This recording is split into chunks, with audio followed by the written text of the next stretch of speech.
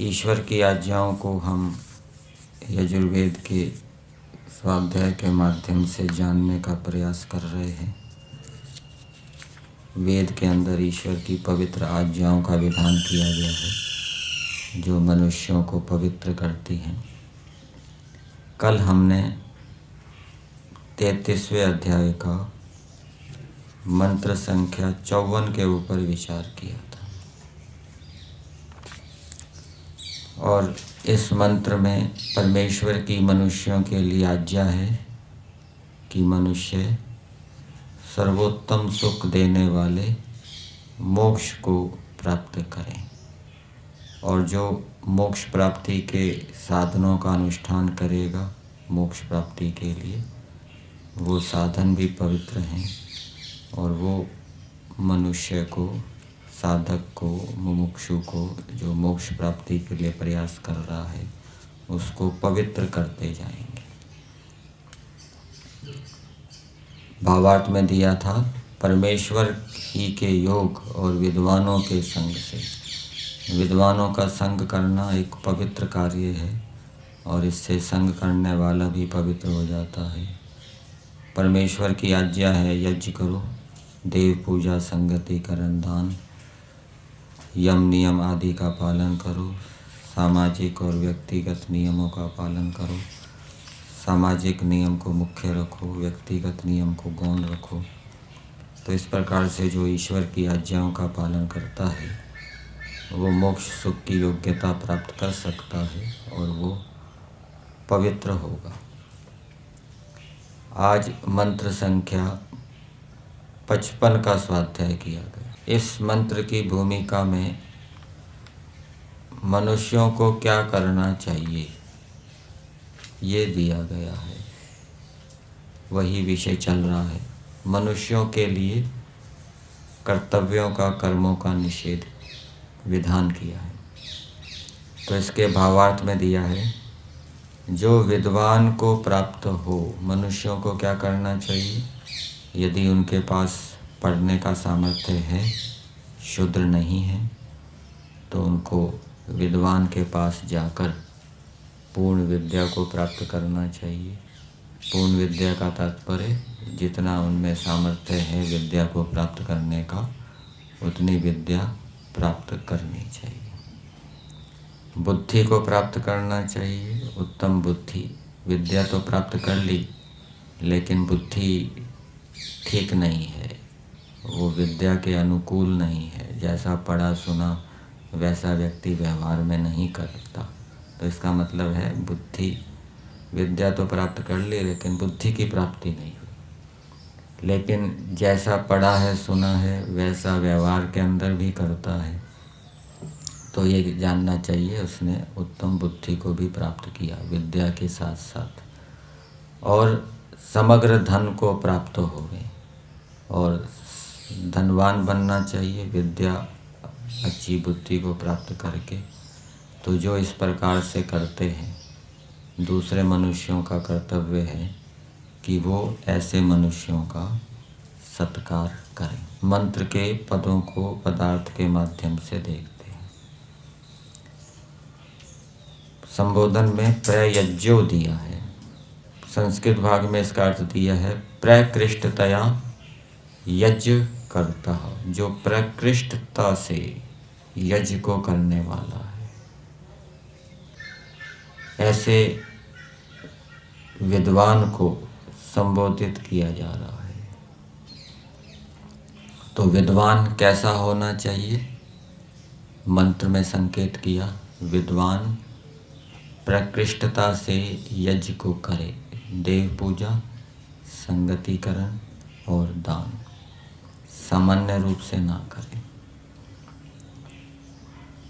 ऐसे विद्वान को संबोधित करते हुए कह रहे हैं नियुतः, निश्चयात्मक पुरुषों को प्राप्त होते हुए। तो ऐसे विद्वान ने निश्चयात्मक पुरुषों को प्राप्त किया है, अर्थात जिनका ज्ञान निश्चयात्मक है, संशय या भ्रांति से युक्त नहीं है। ऐसे पुरुषों को प्राप्त होने वाले विद्वान, अर्थात उनकी संगति की है जो श्रेष्ठ विद्वान हैं, स्थिर बुद्धि वाले हैं। कवि बुद्धिमान विद्वान, और वो विद्वान कैसा है? बुद्धिमान भी है, कवि है, अर्थात उसने जो विद्याएं प्राप्त की है उनको वो व्यवहार के अंदर भी लाता है।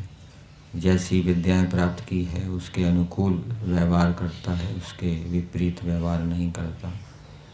आप जो तुम्हारी बृहति, बड़ी तेज मनीषा बुद्धि है, बुद्धि की संस्कृत क्या होती है? मनीषा।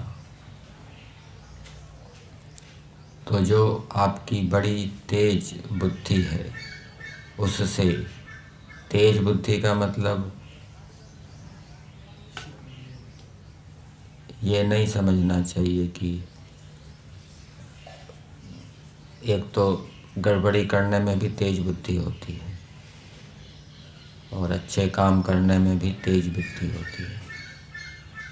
तो अच्छे कार्यों को करने में तेज बुद्धि है, इतना वो सतर्क सावधान रहता है कि किसी प्रकार से किसी का अपकार ना हो, संसार की हानि ना हो, ऐसा तेज बुद्धि वाला। और जो शत्रुओं को भी हावी नहीं होने देता, शत्रुओं को अपने नियंत्रण में रखता है, वेद विरोधियों को अपने नियंत्रण में रखता है, दुष्टों को रुलाता है उस तेज बुद्धि के माध्यम से। जिसकी बुद्धि तेज नहीं होगी वो शत्रु उसके हावी हो जाएंगे उसके ऊपर। उससे बृहद रैम, बहुत धनों के निमित्त। अब ये जो आगे शब्द आए हैं ये वायु के विशेषण हैं। तो ऐसे विद्वान को संबोधित करते हुए कहा जा रहा है जो अच्छी प्रकार से यज्ञ करता है, जिसने निश्चयात्मक विद्वानों का संग किया है, जो बहुत उत्तम बुद्धि वाला है, किसी प्रकार से वो ईश्वर की आज्ञा का भंग नहीं होने देता। तो उस उत्तम बुद्धि है, उससे बृहद रैम, बहुत धनों के निमित्त। कौन? वायु। वायु जो है वो बहुत धनों का कारण है। प्राण आदि लक्षणम वायु, प्राण आदि स्वरूप वाला जो वायु है वो बहुत धनों का क्या है? निमित्त है, कारण है। उस वायु को यदि हम ठीक प्रकार से जानेंगे, बाहर भी वायु है और शरीर के अंदर भी प्राण आदि के रूप में वायु है। उसके स्वरूप को, गुण कर्म स्वभावों को हम ठीक प्रकार से जानेंगे और उनका उपयोग करेंगे तो अनेक प्रकार के भौतिक और आध्यात्मिक धनों को हम प्राप्त कर सकते हैं।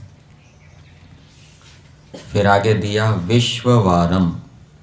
वो प्राण आदि वायु क्या है? सबको ग्रहण करने वाला, सबको जो स्वीकार कर रहा है, सबको स्वीकार कर रहा है, सबको जीवन दे रहा है। स्वीकार नहीं करता तो जीवन कैसे देता? जिस वायु के कारण सभी प्राणी जी रहे हैं, उन सभी प्राणियों को जो वायु अपना समझता है, अपना समझकर स्वीकार करके जो उनको जीवन देता है, ऐसा जो वायु है सभी प्राणियों को ग्रहण करने वाला और लोक लोकांतरों को भी वो धारण करने वाला है, स्वीकार कर रहा है। रथ प्राम, विमान आदि यानों को व्याप्त होने वाले। और ये जो वायु है ये विमान आदि यानों को व्याप्त होता है। भूमि पर चलने वाले जो यान हैं, आकाश में चलने वाले जो यान हैं, वो वायु के भीतर ही चलते हैं, उनमें वायु व्याप्त रहता है। द्युत द्यामा, अग्नि को प्रदीप्त करने वाला। और ये वायु क्या है? अग्नि को प्रदीप्त करने वाला है।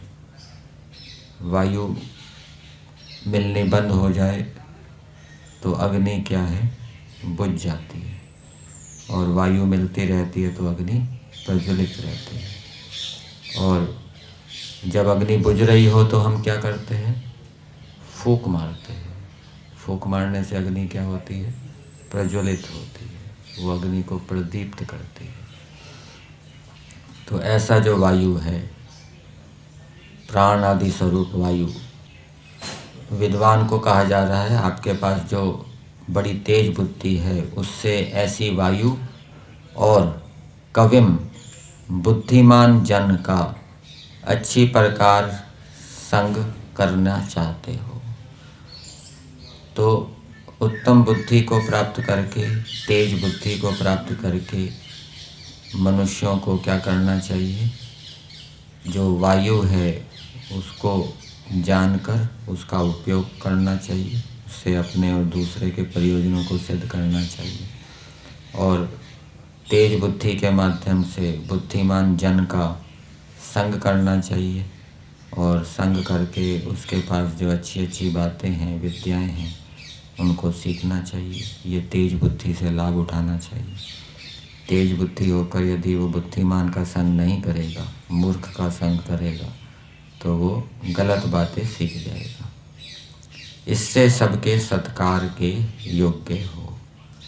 तो जो मनुष्य विद्वानों का संग करता है और ईश्वर की आज्ञा का पालन करके बुद्धि को तेज करता है, और तेज बुद्धि करके योगाभ्यास आदि के माध्यम से, यम नियम आदि के पालन से फिर वो बुद्धिमान जनों का संग करता है, तो ऐसे व्यक्ति का दूसरों को भी सत्कार करना चाहिए। और मनुष्यों के लिए भी ये प्रेरणा है कि वो ईश्वर की आज्ञा का पालन करके, बुद्धि को तेज करके, विद्वानों का संग करके, उनसे अनेक विद्याओं को प्राप्त करके अपने और दूसरे प्रयोजनों को सिद्ध करें।